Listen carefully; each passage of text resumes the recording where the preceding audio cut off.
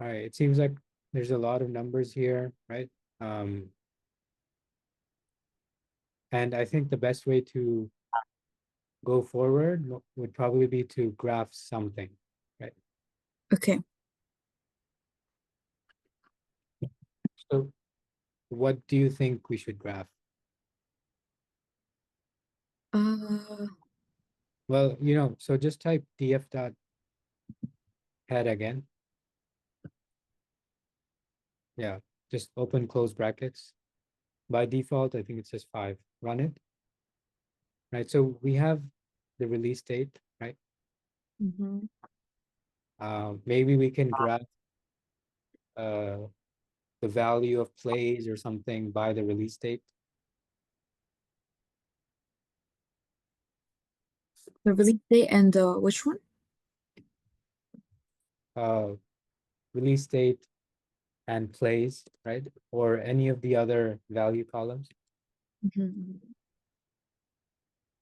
Yeah, I mean, yeah, release date and place is good to graph. Um, can you just sorry, just run df.describe, but this time with include all.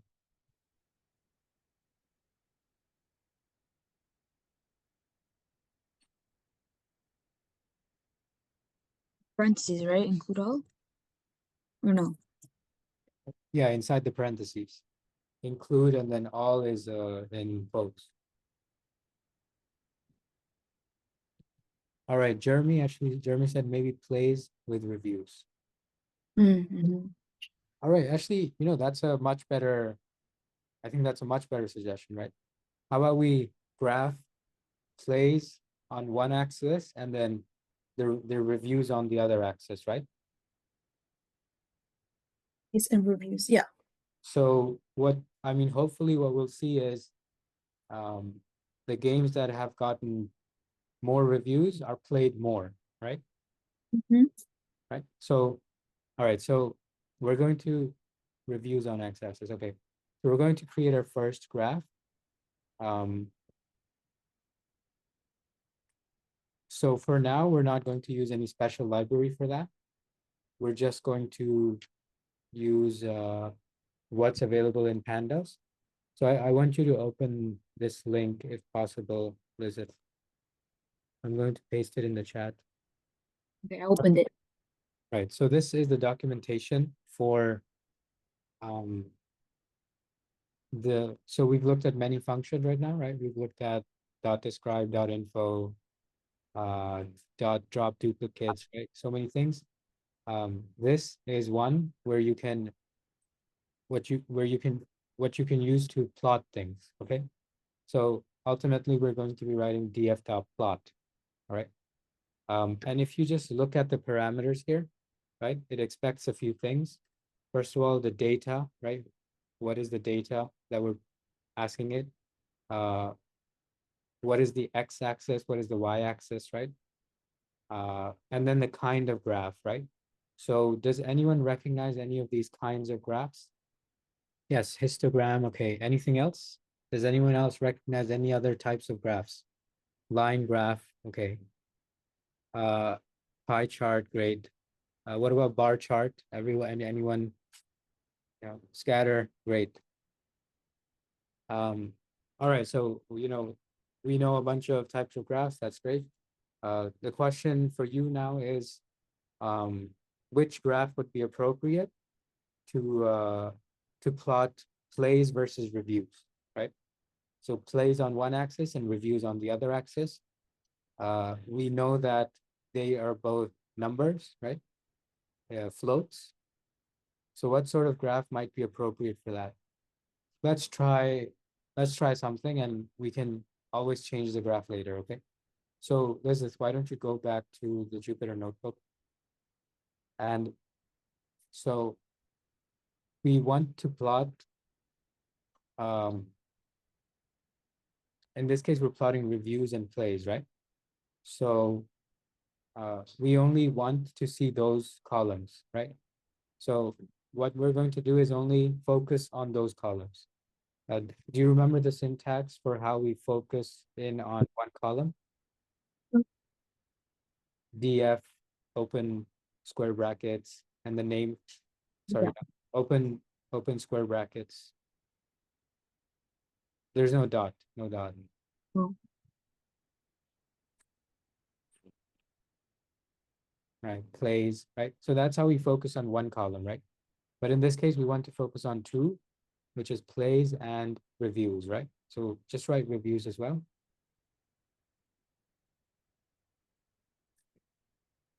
Right, and so there's this special thing you have to understand. If it's more than one column, wrap it around in an extra pair of double quote, square quotes, square brackets, sorry. So just put one more square bracket at the end and one more square bracket at the start. So now it's actually a list, right? It's a list. And so why don't you run this? First of all, just run this. All right. So we're only seeing these two columns now, right?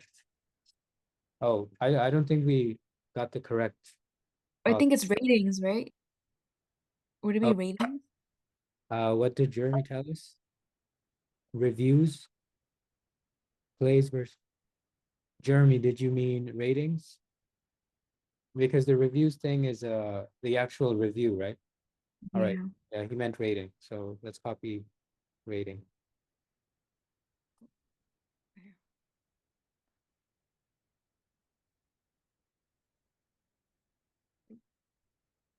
All right, so now we're seeing, we only see these two columns. We're going to plot these values now, okay?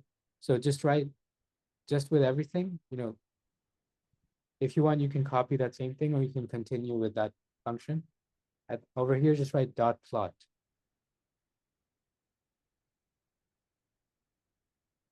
Open and close parentheses. I want to see if this, I don't think this will work, but can you just try? Just run this. It's not good. Oh, that was interesting. So it defaulted to, if what happened here was if you just, Liz, if you just run, um, if you remove the plot, right, the dot plot,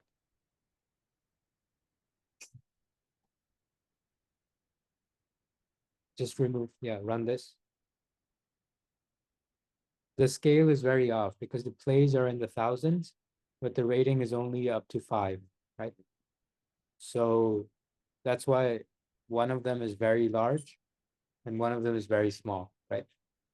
Um, maybe we should change it to, can you just write dot plot again, please?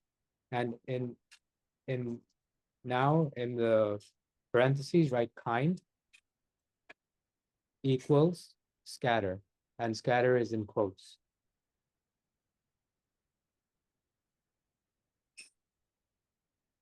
Right, just see if this works. Can you scroll down? What is it saying?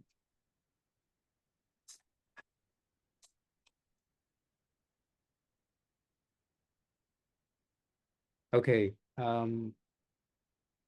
All right. So I mean, because of the you know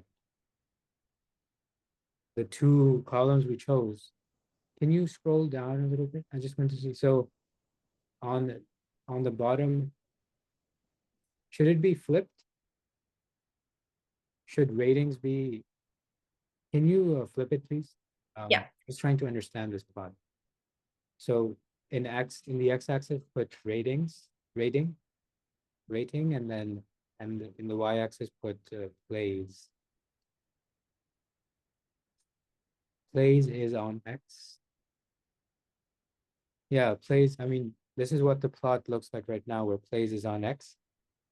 Now we see that the rating is between 1 to 5, right? And the plays is on the left, on the y-axis. And if you also look at the top left part of the graph, it says 1 times 10 to the power of 6, right? I think that's saying it's in the thousands or something, right? Or 10,000. I'm not sure, right? But what we're seeing is that games that have a rating of close to 1. So there is a game that has a rating very lower than 1 and is played quite often, right? More than 0.8.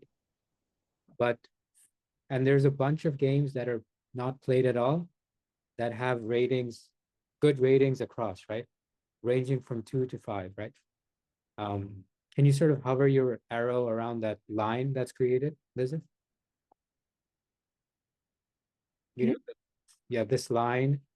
So this line is basically saying that there were a bunch of games that were rated between 2 and 5 that were played 0 times, right? And then we have a bunch of games above that, right? Um, Mostly this sort of makes sense, right?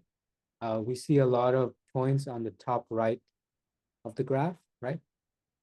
Which means as the ratings increase, they're played more. Why don't you change the X and Y and let's look at something else instead of rating and how about we look at number of reviews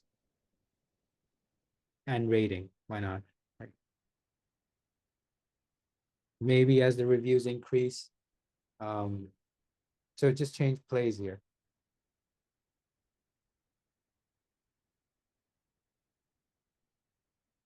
And run this. All right, so this is starting to look a little bit different, right? As the number of reviews increases, so basically I can see two things here, right? Um, the games that have very low ratings, they also have not as many reviews, right? But the games that have a better than 3 rating, right, start getting more reviews, right? I think we can clearly see that, right? The left side of the graph is basically empty, and the right side, now we start seeing a bunch of data points, right? So this is another sort of thing we can conclude upon from this data set. Let's look at some other uh, let's look at some other columns. And we only have 5 minutes. So, I mean, there's a lot of depth in this data set, which is good. There's so many things to see. Um, how about we look at, What about teams and ratings? Like the specific team that created the game. How many ratings did it get? so Or no? the teams thing is a string, right? So what we're going to do is uh, scroll up a little bit, just a little bit, right? Scroll down a little bit, right? Uh, can you go to a one where the describe one includes all, where it's describe include all, describe include all? It should be right All here. right, all right. So in this case, if we look at the team column, there's 750 unique teams, and Capri Capcom is the one that's most frequent, right? That's the top one. So we're going to run this other function um, that gives us a frequency table of those of all the unique teams. Okay. So just why don't you type this now? df dot. So focus on the teams column again. Don't write dot. Sorry. Focus on the teams column. Okay. Yes, that's correct. And it's capital T.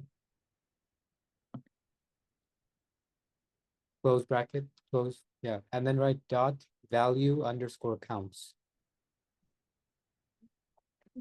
Good count. Underscore. Underscore is the one where you press shift. Mhm. Yeah. And then open brackets and close brackets. Open parentheses, close parentheses. Yeah. And then run this.